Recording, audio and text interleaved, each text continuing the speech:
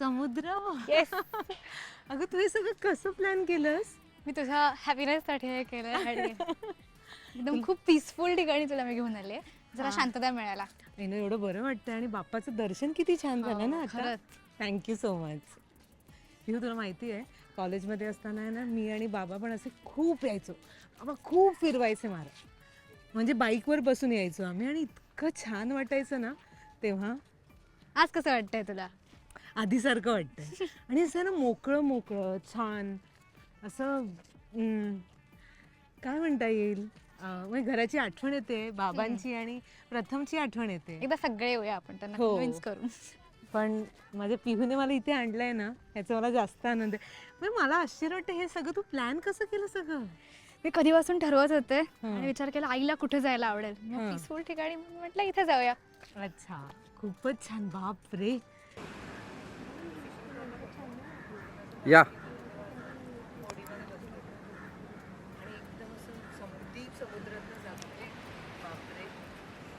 खूप लहान होते मी तेव्हा. किती छान वाटतंय बघ ना मासे पकडायला. आपण खात नाही मासे. बापरे, ते बघ ना किती छान दिसतंय. खूप सुंदर आहे.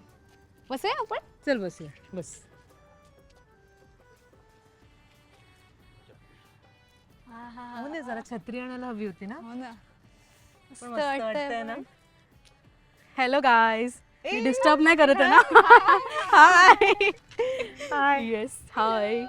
सो जसं मला पिहू बोलली होती की मला आईसाठी छान एक डेट प्लॅन करायची आहे आणि थोडीशी मी तिला मदत केली आहे, पण बाकी सगळं तिची आयडिया आहे. दोघांचं प्लॅनिंग येतं. येस, पण खरं आहे मालिकेत जशी अनु दाखवली आहे तशी माझी आई सुद्धा आहे आणि ह्या निमित्ताने मीही विचार करते की मी आईला शेवटचं डेटवर कधी नेलं होतं.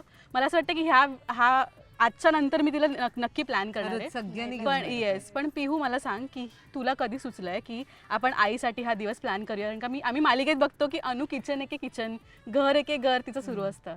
मी ॲक्च्युली माझ्या फ्रेंड्सच्या आयांना बघते की ते फिरतायत बाहेर, ते एन्जॉय करतायत, आणि माझ्या आईला बघते तर आई बिचारी सगळं घर मॅनेज करत असते. म्हणजे कधीपासून मला डोक्यात होतं की आईला मला बाहेर आणायचंच आहे, तिला थोडा एक दिवस तरी तिला शांतता मिळाली पाहिजे. मग मी खूप विचार केला आणि एकटीने मला प्लॅन करता येत नव्हतं, म्हणून म्हटलं की तुला विचारते, पण दोघी पण प्लॅन करूया. पण दीप्तीताई मला सांग की आता मी दीप्ती म्हणून विचारते, मुंबईच्या किती मस्त आठवणी आहेत आणि आता आपण दादरमधल्या C5 वर आहोत. सो मला असं वाटतं की प्रत्येक जण इथे येऊन गेलं असतं त्यांच्या लाईफ टाईम मध्ये. तुझ्या काय आठवणी?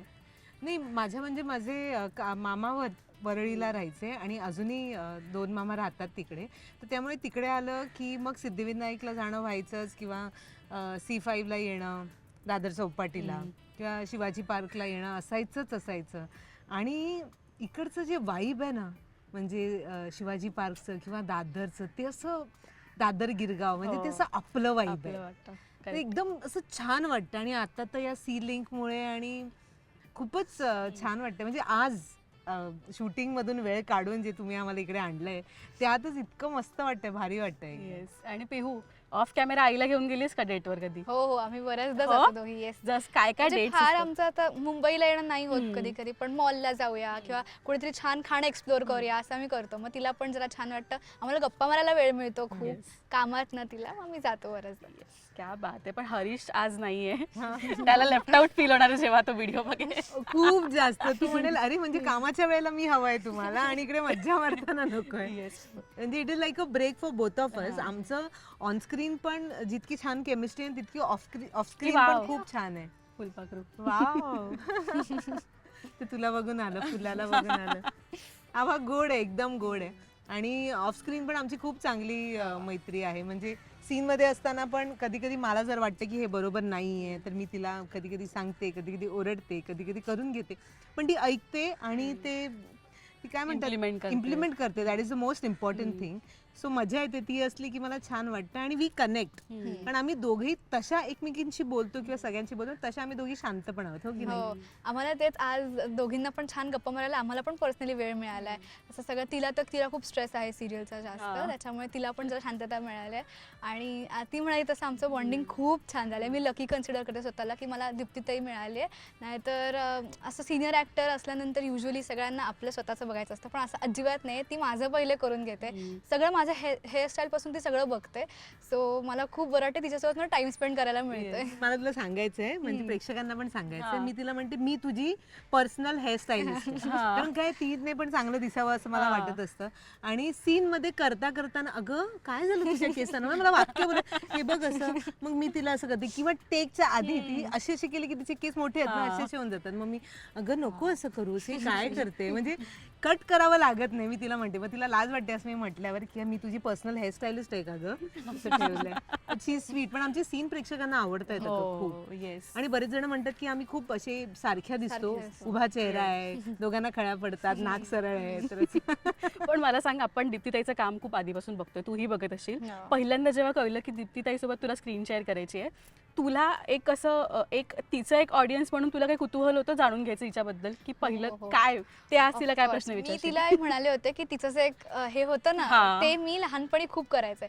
जेव्हा मला कळलं तेव्हा पहिल्यांदा मला खूप भीती वाटली की माझ्याकडे एवढे मोठे ऍक्टर आहेत, ही पण आणि हरीश सर सुद्धा, एवढे मोठे आर्टिस्ट बरं मी कसं शक्यच नाही, मी रुळणं पण शक्य नाही, मला जमणारच नाही असं.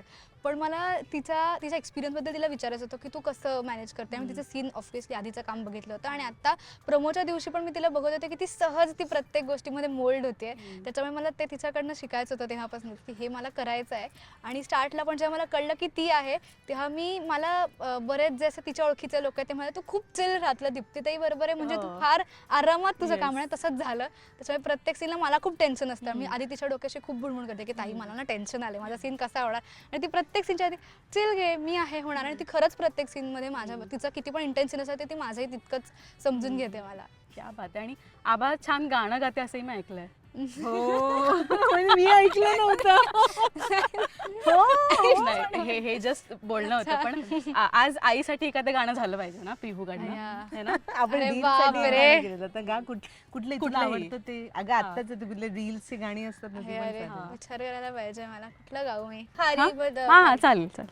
आईला डेडिकेट करून म्हणते. लाडाची ग प्रेमाची ग एकुलती एक ह्या बिस्किटाची खारी ग, उधारीच्या दुनियेची तू माझी क्यूटशी राजकुमारी ग, जिंदगी हसते या तू दिसल्यावर, तू तर लय भारी रे, उजळतय जग तू दिसल्यावर माझी खारी रे.